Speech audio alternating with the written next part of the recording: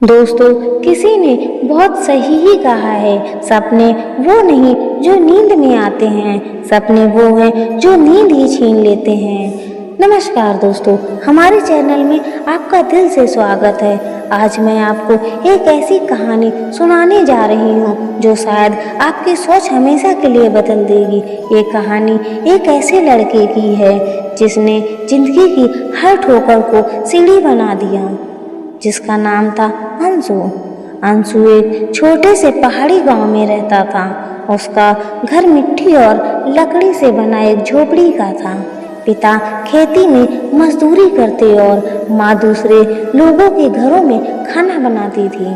पैसे इतने कम थे कि कभी कभी रात का खाना भी नसीब नहीं होता था, लेकिन अंशु के पास एक चीज थी, सपना। वह आसमान को देखता और कहता, एक दिन मैं भी वहां तक पहुंचूंगा जहां से लोग मुझे देखकर प्रेरित होंगे। वह पायलट बनना चाहता था, लेकिन गांव में तो बिजली तक ठीक से नहीं आती। स्कूल तो बहुत दूर की बात थी। हर सुबह अंशु 4 किलोमीटर पैदल चलता नंगे पांव ताकि सरकारी स्कूल पहुंच सके। वह फटी हुई किताबें पढ़ता, टूटे पेंसिल से लिखता, लेकिन उसका मन हमेशा सीखने में लगा रहता। गांव के लोग उसका मजाक उड़ाते, अरे पायलट बनेगा ये, पहले अपने पैरों पे चप्पल तो पहन ले। अंशु हंसकर कहता, चप्पल तो मैं कमा लूंगा, लेकिन सपने तो मैं छोड़ नहीं सकता। उसके पिता कहते, बेटा हमारी हैसियत बस खेत तक की है, आसमान तक नहीं। लेकिन अंशु की आंखों में जब भी वही आसमान चमकता था। एक दिन गांव में शहर से एक अधिकारी आया। उसने घोषणा की कि शहर में गरीब लेकिन होनहार बच्चों के लिए एक विशेष छात्रवृत्ति परीक्षा होगी। जो पास करेगा उसे फ्री में पढ़ाई और हॉस्टल की सुविधा मिलेगी। अंशु के लिए यह मौका था जिंदगी बदलने का, लेकिन एक समस्या थी, परीक्षा का सेंटर शहर में था, गांव से करीब 40 किलोमीटर दूर। ना पैसा था न सवारी, फिर भी अंशु ने ठान लिया, मैं जाऊंगा। परीक्षा के दिन वो सुबह 4 बजे उठा, थोड़ी सी रोटी खाई और पैदल निकल पड़ा। बारिश हो रही थी, रास्ता कीचड़ भरा था, लेकिन अंशु चलता रहा। हर कदम उसके सपने की तरफ बढ़ रहा था। शाम को जब वह परीक्षा केंद्र पहुंचा, उसके कपड़े गीले थे, शरीर थका हुआ था, लेकिन आंखों में उम्मीद थी। उसने परीक्षा दी और बिना किसी उम्मीद के लौट आया। कुछ हफ्ते बाद डाकिया गांव आया, एक लिफाफा लेकर। उस पर लिखा था, शुभकामनाएं अंशु, तुम चयनित हो गए हो। उस पर उसकी आंखों में आंसू थे, लेकिन वह हार के नहीं बल्कि जीत के थे।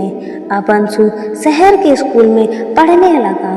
बस सब कुछ नया था, नए लोग, नई भाषा, नया माहौल। कई बार उसे लगता कि वह दूसरों की तरह स्मार्ट नहीं है। कुछ बच्चे उसका मजाक उड़ाते क्योंकि उसके कपड़े पुराने थे और अंग्रेजी कमजोर थी, लेकिन अंशु ने ठान लिया, उसे उनसे बेहतर बनना है, मुझे खुद से बेहतर बनना है। वह हर दिन 2 घंटे ज़्यादा पढ़ता, रात को हॉस्टल की छत पर बैठकर तारों को देखता और कहता, एक दिन मैं इन तारों को एक कर दूंगा। समय बीतता गया, स्कूल खत्म हुआ और अब पायलट ट्रेनिंग की फीस थी 12 लाख रुपए। इतने पैसे तो उसने कभी देखा भी नहीं थे। वह टूट गया, लेकिन हार नहीं मानी। उसने पढ़ाई के साथ साथ छोटे छोटे काम शुरू किए, बच्चों को ट्यूशन देना, अखबार बेचना, कैफे में बर्तन धोना। दिन में पढ़ाई, रात में काम, बस यही उसकी दिनचर्या बन गई।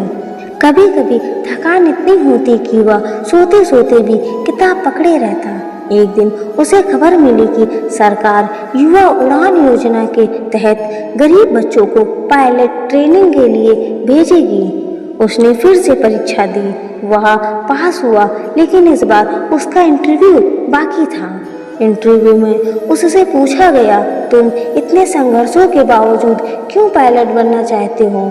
अंशु ने कहा, क्योंकि मैं चाहता हूँ कि हर वो बच्चा जो मिट्टी में खेलता है आसमान की तरफ देखे और सोचे, अगर अंशु उड़ सकता है तो मैं भी उड़ सकता हूँ।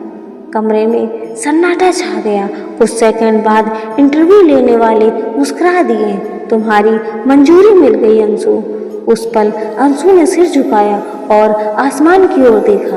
वह वही आसमान था जिसे वह अपने गांव से देखा करता था, बस अब वह उस तक पहुंचने वाला था। कई साल बाद जब उसका पहला विमान बादलों के ऊपर उड़ रहा था, नीचे वही पहाड़ियां दिख रही थीं जहां से उसने सफ़र शुरू किया था। उसकी आंखों में खुशी थी, लेकिन दिल में विनम्रता था। उसे समझ आ गया था, सपना बड़ा हो या छोटा, अगर तुम उसके लिए सच्चे हो तो दुनिया की कोई ताकत तुम्हें रोक नहीं सकती। दोस्तों, अंशु की कहानी हमें यही सिखाती है कि किस्मत लिखी नहीं जाती, कमाई जाती है। और जो इंसान सपने देखने की हिम्मत रखता है वह किसी भी हाल में हार नहीं मानता। अगर ये कहानी आपके दिल को छू गई हो तो वीडियो को लाइक कीजिए, एक प्यारा सा कमेंट कीजिए और हमारे चैनल को सब्सक्राइब करना मत भूलिए, क्योंकि हो सकता है अगली कहानी आपकी ज़िंदगी बदल दे। धन्यवाद दोस्तों, मिलते हैं एक नई सोच, एक नई प्रेरणा और एक नई कहानी के साथ में। तब तक के लिए आप सभी दोस्तों को राधे राधे।